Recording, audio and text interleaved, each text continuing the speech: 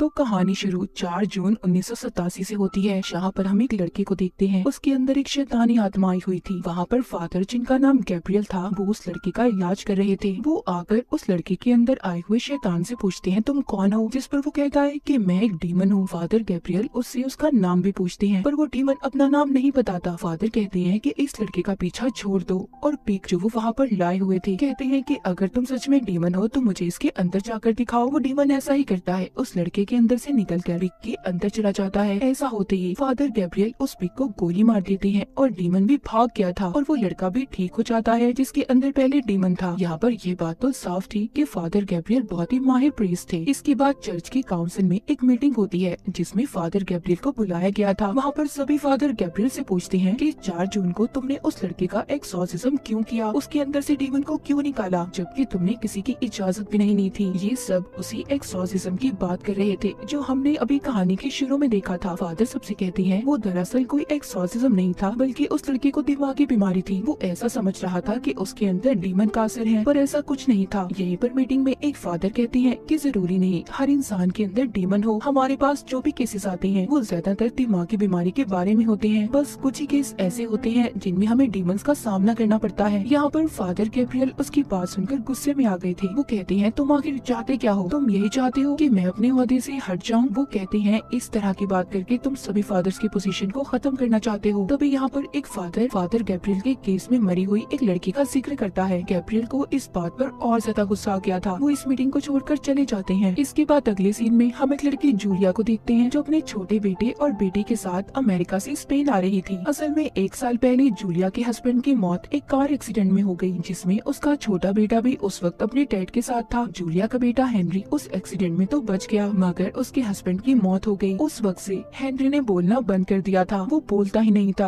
अब क्योंकि इनका कमाई का कोई जरिया नहीं था, तो इसलिए जूलिया अपने हस्बैंड के खानदानी घर की मुरम्मत करवाकर उसे बेचने आई थी, ताकि उसे बेचकर इन्हें पैसे मिल जाएं। इसलिए कुछ दिन के लिए इन्हें यहीं पर रहना था। पर यहाँ पर जूलिया की बेटी को बिल्कुल अच्छा नहीं लगता, क्योंकि वो यहाँ पर रहना ही नहीं चाहती थी। अब जब जूलिया अपने घर में आई थी तो यहाँ पर इसकी मुलाकात एक फादर एस्क्यूबेल से होती है, जो कि इस घर का ख्याल रखा करते थे। वो उससे कहते हैं कि अगर कोई भी जरूरत हुई तो आप मुझे बुला सकती हैं। यहाँ पर जूलिया की बेटी चारों तरफ जब देख रही थी तो उसे दीवार पर एक सिंबल निशान नजर आता है, जो कि एक बड़े चर्च का था। तभी उस दीवार में दरार आने लगी थी, जिससे जूलिया की बेटी डर जाती है और वहाँ से चली गई थी। अब ऐसा ही निशान वहाँ पर इनके घर में जो वर्कर्स काम कर रहे थे उनमें से एक को नजर आता है। जब ये गौर करते हैं और दीवार के अंदर आग जलाकर देखने की कोशिश करते हैं तो वहाँ पर एक जोरदार धमाका होता है, क्योंकि वहाँ पर सल्फर गैस थी, जिस वजह से ये हादसा हुआ था। और इस हादसे की वजह से बाकी के वर्कर्स ने भी काम करने से मना कर दिया था। जब ये सब चल रहा था तो वहाँ पर जूलिया का बेटा हेनरी अजीब अजीब हरकतें करने लगता है। उसे न जाने क्या हो गया था, उसने अब बोलना भी शुरू कर दिया था। जब जूलिया उसे देखने जाती है तो हेनरी के अंदर एक डीमन की आवाज बोल रही थी। वो अपने मुंह के ऊपर एक कट भी मार लेता है। यहाँ पर दरअसल जो वर्कर काम करने आया था उन्होंने आग जलाकर अनजाने में किसी खतरनाक डीमन को आजाद कर दिया था, जिसने बेचारे हेनरी को अपने काबू में कर लिया। हालांकि हेनरी को जूलिया हॉस्पिटल भी लेकर जाती है, जहाँ पर डॉक्टर उसे ये बताते हैं कि वो बस अपने डैड की मौत के सदमे में है, इसीलिए उसे दिमागी डॉक्टर की जरूरत है। डॉक्टर जूलिया को एक इंजेक्शन भी देती है और कहती है कि हेनरी अगर काबू से बाहर हो तो तुम उसे ये इंजेक्शन लगा देना, जिससे वो बेहोश हो जाएगा। जूलिया को डॉक्टर की बातों पर यकीन नहीं आ रहा था, इसीलिए वो मदद के लिए फादर एस्क्यूबेल के पास जाती है। फादर जैसे ही हेनरी को देखने अंदर जाते हैं तो उसके अंदर का डीमन फादर को उठाकर बाहर फेंक देता है। अगले सीन में हम फादर गैब्रियल के साथ उनके हेड को देखते हैं। हेड फादर गैब्रियल को स्पेन जाने का कह रहे थे। हेड उसे हेनरी के बारे में बताते हैं, कहती है कि यहाँ पर एक फैमिली है जिसे तुम्हारी मदद की जरूरत है, और उस जगह की वजह से चर्च ने भी बहुत मुसीबतों को देखा है, इसीलिए तुम्हें जाकर उस बच्चे को बचाना होगा। उसके अंदर बहुत ही खतरनाक डीमन है, तुम जो भी करना सोच समझ कर करना। फादर गैब्रियल अब अपने हेड के कहने पर जूलिया के घर पर पहुँच जाते हैं, पर वो इस बात पर हैरान थे कि हेनरी के अंदर जो डीमन है उसने चर्च का क्या नुकसान किया था। फादर गैब्रियल अब जूलिया से कहते हैं कि मैं हेनरी को देखना चाहता हूँ। जब ये उसके पास जाते हैं तो हेनरी के अंदर का डीमन उन्हें देखकर हंसने लगता है और कहता है आ जाओ, मैंने तुम्हें यहाँ पर बुलाना था। फादर गैब्रियल तभी उसे एक निशान दिखाते हैं, जिससे हम हेनरी की आंखों में डीमन की आंखों को भी देख पा रहे थे। जब वो उससे उसका नाम पूछते हैं तो डीमन अपना नाम बताने से मना कर देता है। दरअसल यहाँ पर किसी भी डीमन का नाम पता चल जाए तो एक्सॉर्सिज्म जादू करना आसान हो जाता है, इससे जल्दी डीमन काबू में आ सकता था। यहाँ पर हेनरी के अंदर का डीमन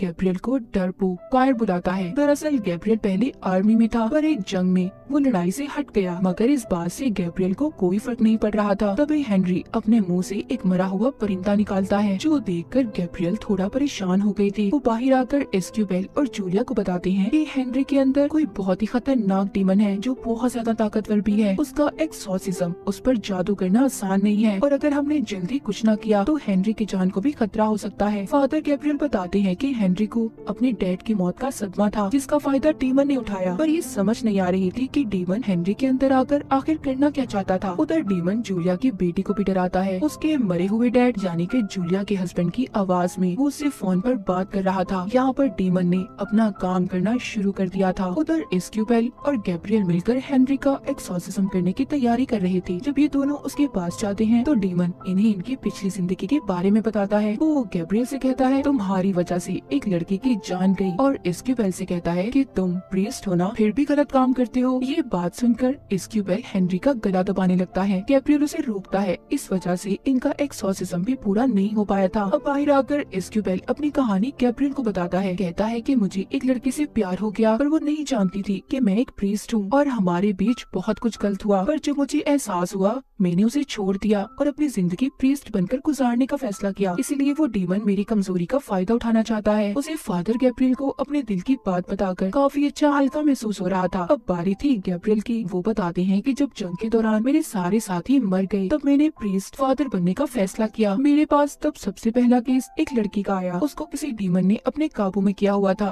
पर मुझे लगा कि वो दिमागी तौर पर पागल है, पर ऐसा नहीं था। उसने मेरे सामने एक परिंदे को भी खा लिया। इसीलिए तो जब हेनरी ने अपने मुंह से मरे हुए परिंदे को निकाला तो मैं डर गया था, और वो लड़की बाद में छत से कूद गई, जिस वजह से उसकी मौत हो गई। मुझे आज तक यही लगता है अगर मैं उसकी बात को मान लेता और उसमें से डीमन को निकाल देता तो आज वो जिंदा होती। इसीलिए अब फादर गैब्रियल एस्क्यूबेल से कहते हैं कि तुम्हें हेनरी पर नजर रखनी होगी, और खुद यहाँ पर उस डीमन के खिलाफ सबूत ढूंढने चले जाते हैं, जहाँ पर उन्हें इसी घर में एक कुआं मिलता है जिसके ऊपर चर्च के निशान की सील लगी हुई थी, जिसको हटाने से फादर गैब्रियल को बहुत सारे कंकाल ढांचे नजर आते हैं। उधर दूसरी तरफ हम चर्च में गैब्रियल के हेड को देखते हैं, जो बैठे एक किताब को पढ़ रही थी, जिसे पढ़कर उन्हें ये बात पता चलती है कि वहाँ पर जो डीमन है वो बहुत ताकतवर है। वो एक ही वक्त में बहुत सारे लोगों को पोजेस्ड अपने काबू में कर सकता है। इसी किताब को पढ़ते हुए हेड की तबीयत भी खराब हो रही थी। उधर हेनरी के अंदर का डीमन, जो कि एस्क्यूबेल को चालाकी से अपनी मदद के लिए बुलाता है, जब वो उसके पास जाता है तो उसने उसका कान काट लिया था। साथ ही वो जूलिया की बेटी को भी दूर फेंकता है, और जूलिया को बेड पर फेंककर उसका गला घोटने लगता है। जब इन सब के बारे में गैब्रियल को पता चला तो वो वहाँ पर आकर सबको बचाते हैं। अब वो एस्क्यूबेल को लेकर उसी जगह पर जाते हैं जहाँ पर उन्होंने कंकाल को देखा था। फादर गैब्रियल एस्क्यूबेल को बताते हैं कि जब जूइस क्रिश्चियन में बदले तो उस वक्त जिन्होंने इनकार किया, सजा के तौर पर उन्हें इस जगह पर बंद कर दिया गया था। अब ये दोनों अंदर जाते हैं, जहाँ पर इन्हें वैसा ही निशान वाला दरवाजा मिलता है, जैसा निशान पहले जूलिया की बेटी ने भी देखा था। जब वो उस दरवाजे को खोलते हैं तो अंदर जाने पर उन्हें बहुत से स्केलेटन्स कंकाल मिलते हैं, जिनमें से एक कंकाल एक पिंजरे में बंद था। उसके हाथ में अंगूठी थी, वो एक प्रीस्ट का कंकाल था। वहीं पर इन्हें एक और दरवाजा मिलता है, जिसकी चाबी इन्हें पिंजरे में बंद कंकाल के पास से मिली थी। वहाँ आगे जाकर इन्हें दुनिया के सबसे बड़े प्रीस्ट का कंकाल भी मिलता है। तो गैब्रियल यहाँ पर एस्क्यूबेल को बताते हैं कि यहाँ पर एक बहुत ही खतरनाक डीमन ने एक साथ बहुत से इंसानों को पोजेस्ड किया, जिनका एक्सॉर्सिज्म उस वक्त यहाँ पर किया जा रहा था, मगर वो शैतान डीमन किसी के काबू न आया, और उसी ने इन सब का ये हाल किया। जब सबको उस शैतान डीमन के बारे में पता चला तो इस जगह को ऐसे ही बंद कर दिया गया, और हेनरी के अंदर जो डीमन है वो भी यही लगता है। तो सोचो